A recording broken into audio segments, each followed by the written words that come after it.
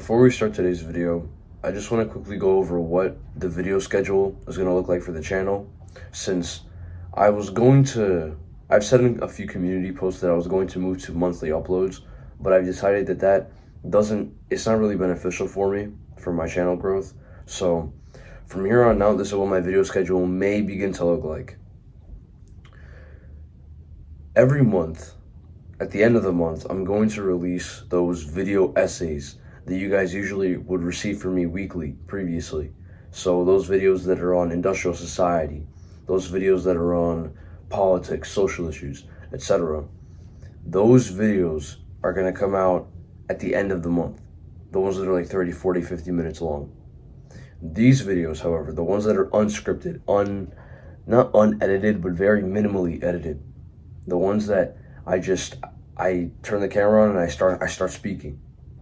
These types of videos you're gonna receive bi-weekly, not daily, but definitely bi-weekly, multiple times a week, possibly.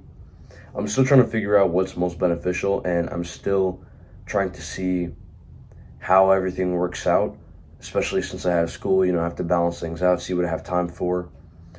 So with that out of the way, we can begin. Let me ask you this. What is the most important aspect of your self-improvement? Maybe it's discipline. Maybe you think it's willpower. Maybe you think it's a philosophy like Stoicism. Although those things are essential to your self-improvement, although those things are certainly necessary, key aspects, an aspect of your self-improvement that often gets overlooked, that many people don't pay attention to as much as they probably should, is focus. Focus is one of the most, if not the most, integral aspect of your self-improvement. Because if you're unable to sit down and really concentrate on a task for a good hour, 2 hours maybe, rinse and repeat that for the course of 4 or 5 hours in total, the person who is able to do that will overtake you. Take this example. Imagine you're super disciplined. You do the hard work when you don't feel like it. Imagine you're super able to resist a temptation, be it video games, porn, weed, sugar, or more higher levels of temptation, like working out when you're sick, not adhering to your monk mode schedule, something like that. Imagine you're doing all these things perfectly, with the only key difference that you're not able to focus. The only area that you're lacking in is your focus. When you sit down to work, you just can't. Your mind starts wandering, your focus is going, looking out the window, seeing what's outside. Then it's going to the kitchen, oh man, it's 6:50 p.m., almost 7 p.m. Maybe I should just go eat right now so I can get better focus somehow. Your focus is darting in all these different directions. And take the example of another guy who is not as disciplined as you. Sure, he does the hard work when he doesn't feel like it, but if he wants to eat sugar, if he feels that temptation, he just does it. He doesn't think about it. He doesn't think twice. The guy who does watch porn, who does smoke weed. Imagine that guy. And although it's unlikely, imagine that this same guy has an ability to focus that is far better than yours. His little discipline to do the task when he doesn't feel like it, combined with his hyper focus compared to yours, he's going to overtake you. He's not as disciplined as you. He's not as able to resist the temptation as you. He's not as stoic as you, but he's still going to overtake you because he's able to sit down and concentrate better than you. Oftentimes, the reason we're unable to keep our focus is because of focus inhibitors. These focus inhibitors, the things that actively prevent us from focusing, or at least focusing in an efficient way, are the biggest destroyers of our focus and the biggest destroyers of flow state. You see, oftentimes we talk about how you can increase your focus, eat this food, do this exercise, sleep for this many hours, get this type of sleep, do this type of meditation, all these things, but we rarely ever talk about focus inhibitors, the things that are literally preventing us from just sitting down and focusing on a task, which are often more detrimental and cancel out anything that are things that improve focus do. So, the first step that you need to take is identify these focus inhibitors. You need to look where they are, jot them down, and find on a piece of paper so you don't forget, and then try to find ways to get rid of these inhibitors. So examples of focus inhibitors could be, let's say you have a very active household. There's a lot of partying going on. There's a lot of, you have a lot of siblings. People are very loud. This setting is focus inhibiting in and of itself because, there's like a party going on. There's family coming over. Everyone's knocking on your door. The music is getting incrementally louder with every 30 minutes. There's rappers coming over. There's unknown people outside. You're looking out the window. There's like a car's headlights just beaming through the curtains. You're in here trying to do deep work in the dark, and then someone's like, yo, there's food downstairs. It's like, this setting, of course you're not going to be able to focus. There's too much going on. The best solution, run away. No, I'm playing. But there are also the more common focus inhibitors like diet. Diet seems to be one of the major ones, especially in the modern generation where we have all these processed foods, all these artificial chemicals entering our bloodstreams. The diet that most modern Americans follow, specifically because we're like the forefront of the corporate oligarch, the diet that most of us follow is wake up in the morning, have a healthy, balanced breakfast with 2 Pop-Tarts and a bowl of cereal, snack the whole day, eating granola bars or the healthy protein bars. Maybe around like 1 p.m. we eat lunch, which is again just, maybe have a coffee with the Starbucks coffee, which it might be okay, but usually not. It's usually like a fucking sandwich. Continue snacking the whole day, and then get home, eat dinner, which is equally terrible as lunch, I mean. And then snack the rest of the night until you fall asleep with fucking Dorito chips all over your mouth. It's like, the diet that we follow is garbage for us. And not only that, but the diet schedule that we follow is also bad. Do you think that our tribal ancestors, when they woke up, do you think that they really would have been saying, okay guys, let's have a healthy breakfast full of carbohydrates. Let's do that. No, of course not. They would have woken up hungry as fuck and they would have gone to hunt in the morning. And no wonder they were able to focus on that task. It's because fasting helps you focus better. And in an instinctual setting, this makes a lot of sense because you need to be able to concentrate better so that you could get your food. Because, if there's no supermarkets, you have to go hunt. To hunt, you need to be able to focus. If you're feeling lethargic, that's not going to help you at all. So your brain helps you focus when you're fasted. Your brain says, okay, no food, you have to focus so you can get food. This dates back a long time. This goes way back. Here is your actionable step. Firstly, identify the focus inhibitors. Next time you sit down to focus, when your mind starts to stray away, write down where this is coming from. Try to figure out what you're thinking of. Ask yourself why you're thinking of it, and ask yourself how you can get rid of this lingering thought. And actually, I'll answer that question for you. Oftentimes, when thoughts come up in our head, when it's thoughts that are distracting us, we can simply just keep pushing through. We have to stay present in the moment. Remember not to indulge in our memories or fantasies, and that will lead us to getting into flow states, which again I'll cover soon enough. So the first step is identify the focus inhibitors. Secondly, make a fasting schedule. Make sure that whenever you do this task, this major task, be it at nighttime, be it in the morning like I'm doing right now, make sure that you are fasted, because when you're gonna, and you can do an experiment with this, have a day where you don't eat in the morning and you focus on a task. You wake up, make sure you get good sleep as well, because if you slept for 5 hours, this isn't gonna work. But make sure you get a good night's rest, good deep sleep. Wake up, fast, and then do your task. And then do the same thing the next day, with the only difference that the next day you eat a breakfast.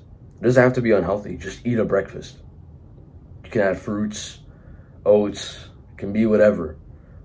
I don't suggest you do only carnivore, only meat or dairy, because those things are actually acceptable. They might help you focus, actually, but I'm speaking mostly on carbs. You can eat fruit, you can eat oats, maybe even rice. Just for one morning, experiment.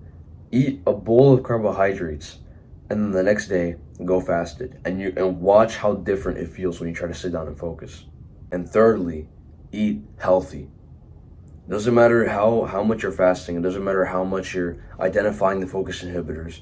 If your diet is not in accordance with everything else, if your diet is not actually there to assist you, if it's full of sugar, if there's a lot of fruit, if there's way too many vegetables, if there's too little protein or meat, if there's too little dairy,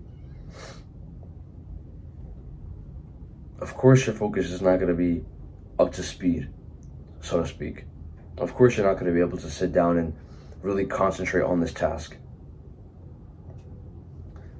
Make sure that when you eat, that it's healthy, especially in the middle of the day. I'm not saying the carbohydrates are necessarily the enemy, but if you're going to eat carbohydrates, and I mean healthy carbs like rice, potatoes, eat them at nighttime.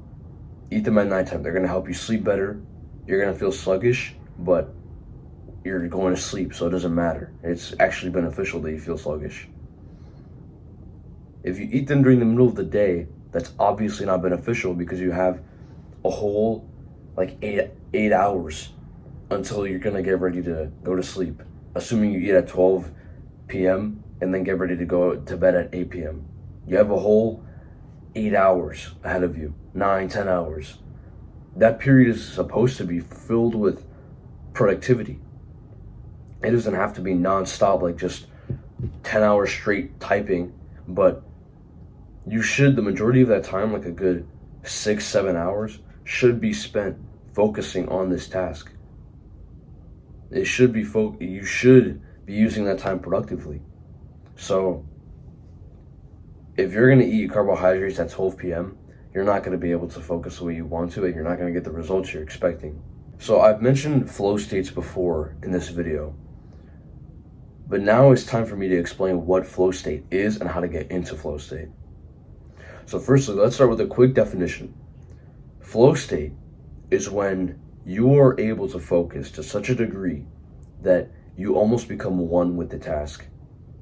If you used to play video games a lot, you may have experienced this moment where you're in a boss battle and you feel like you're hyper focused on this TV. Your eyes are just like, your jaw is literally hanging open, you're drooling everywhere. Maybe not that much, but you're with this controller and it's like everything is being timed perfectly. You're doing everything perfectly. Your reaction is like light speed. That is a flow state. When you get into periods of concentration where it doesn't even feel, where you're not even thinking anymore, that is flow state. So we know what it is, but how do we get into it? And matter of fact, before we get to that, why is it so important? Why is flow state so essential? Well, the reason flow state is so essential is because when we get into flow state, we stop thinking. And when we stop thinking, we stop letting distractions enter. We stop letting things outside just influence us. And we're able to get the most amount done. We're able to get the most amount of productivity out of our time spent. So if you set a timer for an hour and you're able to get into flow state within 10, 15, 20 minutes, that's 50, 45 or 40 minutes of pure focus that you've just spent.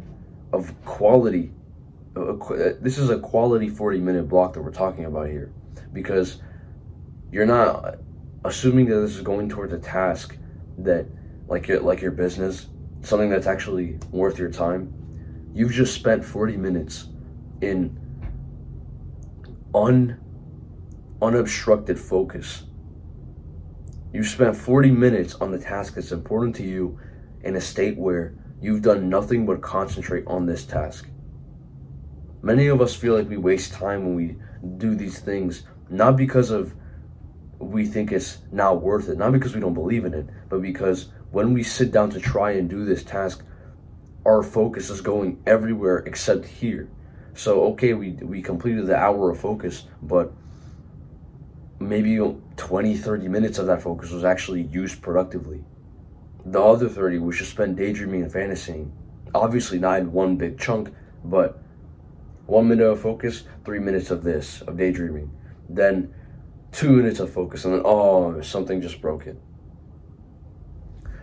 So flow state is important because it helps us maximize our productivity, which is a few sections away from here, which we'll also get into. So we know what flow state is. We know how important it is. How do we get into it? Well, the most efficient strategy that I recommend that has worked for me thus far is you set a timer for an hour, 30 minutes if you're more experienced.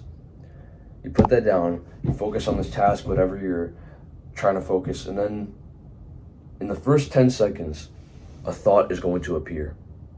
It doesn't matter what it is, just the only important thing is, and I'll say this because many people believe that it's a bad thing, that when they try to get in a flow state and thoughts start appearing, that's a bad thing. It's not. You're just not you're still in the first phase of flow. The most important thing that you can remember when these thoughts start to pop up is don't indulge in them. Bring your attention back to the task. Come back to the present. Right now, if a thought pops up, back to the redirecting my focus here so that I'm not stuck somewhere else. Because think about this. If I think of something and I just continue to indulge and think about it, I get lost in this thought, and that takes me away from this. Of course, I'm not going to be able to get in a flow state if I'm constantly indulging and switching my focus. Flow state only happens when it's one task and you're focused on that task specifically.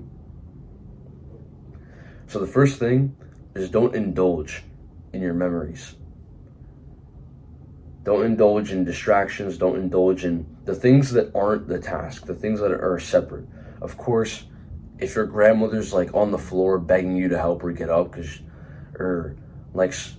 a fire, just get up, just go solve it. But otherwise, if it's like I don't know, if like I can't get an immediate example. Oh, if you're feeling like hungry or something, dude, just stomach it. Just hour focus and then eat later. But that's the first thing. Make sure that you don't indulge in your memories or distractions. Always redirect back to the task. Secondly, make sure that when you're performing this task, that the challenge and your skill level are matched. They're at equal levels. So you've probably seen this graph where you have the y-axis, x-axis, and then on the y-axis you have your skill. On the x is the challenge of a task, and you've seen the line going directly diagonal. That represents the person's skill matching the amount of challenge that they're facing, and it's only when these two opposing forces are equal that you can get into flow state. If the challenge is too low, it's boring and you won't be able to concentrate on it because you just want to get it over with. If the challenge is too high, you'll get frustrated and not want to do the task, and thus you won't be able to focus because it's way too difficult for you. It's only when it's here that it's difficult enough that it's actually challenging, but it's not so difficult that you can't do it. This is the optimal flow state level. And you'll notice this if you get into martial arts, especially if you are in a class where, you partner up with different people. You'll notice that with some partners, you're going to feel frustrated because they're better than you. With some, you're going to get bored because you're better than them. And some of them, usually the one who you stick with, is going to be, it's almost going to feel like perfect. You guys get it into good exchanges.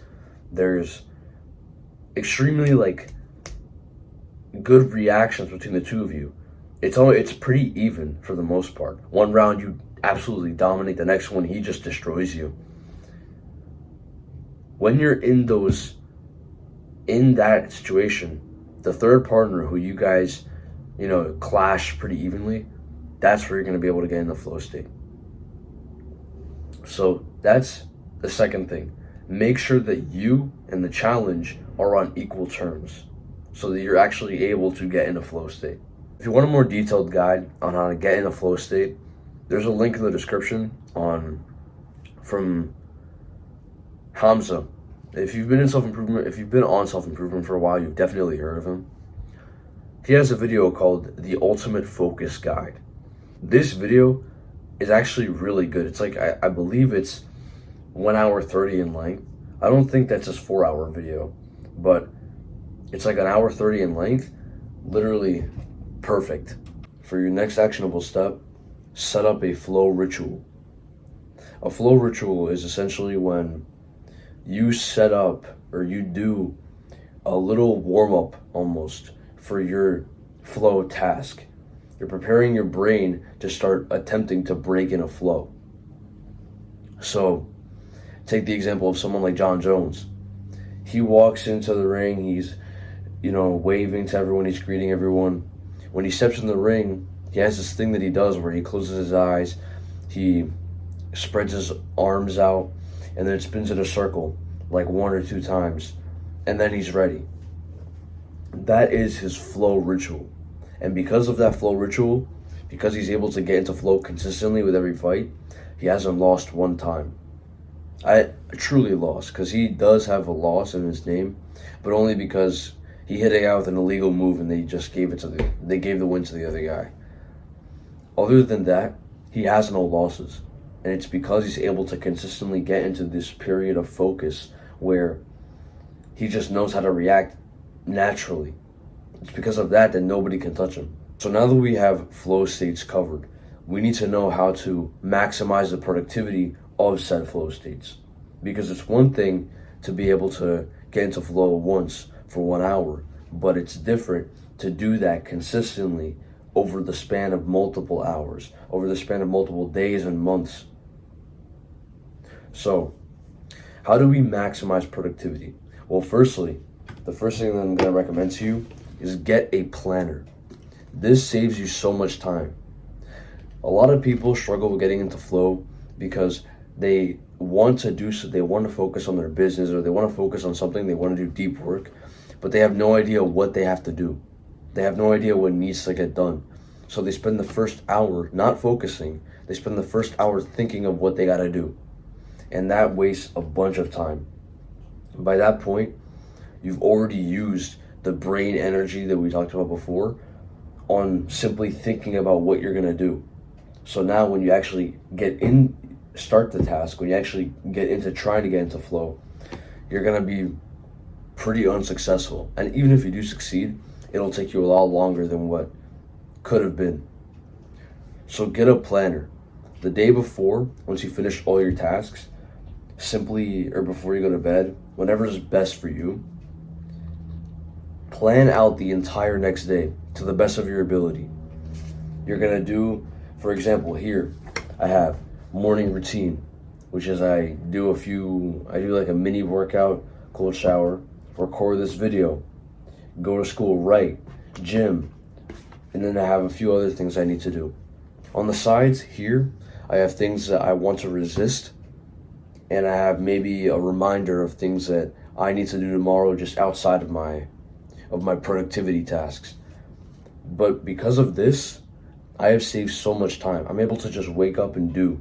I don't have to waste time thinking about, well, how can I be productive? I already know what needs to get done. Secondly, which also is on this planner, which I haven't mentioned, I don't know if you can read that, but here, or that's that little bracket, and I think that's the only one, yeah. I have these periods. You see over here from yesterday, where I crossed it out, there's like little brackets here. I don't know if you can read that because it might be inverted, but that says flow. This represents a flow block. So flow blocks essentially are exactly what they sound like. They're intervals of time where you're supposed to be in flow. Everything else, I can't really get into flow, or I don't need to. But for this one specific task, which is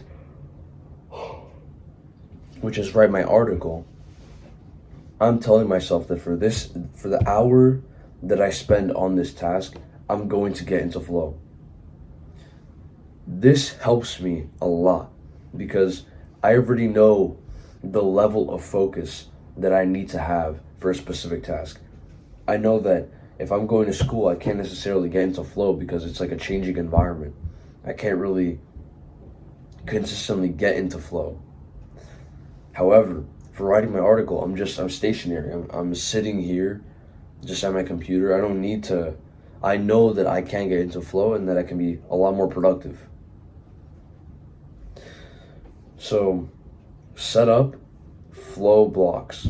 Plan out your day and then just write out at which points you want your focus to be the highest. At the same time, I suggest you also experiment. I suggest you wake up at different hours. I suggest you do your work at different hours and just get a general idea of how you're feeling when you do these tasks, how you're feeling when you do your deep work at 3 p.m. in contrast to 5 a.m. When you do your deep work at 12 a.m. in contrast to 1 p.m. Experiment with different hours. But to simplify this section, in order to maximize productivity, you need to know what you're doing ahead, and you need to set up flow blocks so that you get into flow consistently. Because flow is the key to focus, and focus is the key to being productive. So the main thing you should be worrying about right now is getting into flow state with your next deep work session. With that, I'm able to conclude this video. I know that this is something different that I'm doing. Usually I would have video essays like 30, 40, 50 minutes long, but I decided that I can't do that consistently. I can't just every single day pump videos out, or every single week pump these long ass videos out that have more editing, that have higher quality. So at least higher quality in information, because I'm not big on editing. I'm not like a video editor, but the information I present, I believe, is very high quality. It's very important. So I was able to do that pretty consistently over the summer, but when I have other stuff that comes into my life where I'm spending more time than I like on other things, then it's just unsustainable. With that, I'm able to conclude this video. I hope you guys enjoyed. If you did, give me your criticisms. Let me know what you think. Let me know if there's anything I could have added, anything I could have taken out. If the video, anything you like or don't like with the video style, any improvements that I can make to my channel. And yeah, that's it. Follow my Medium page, please.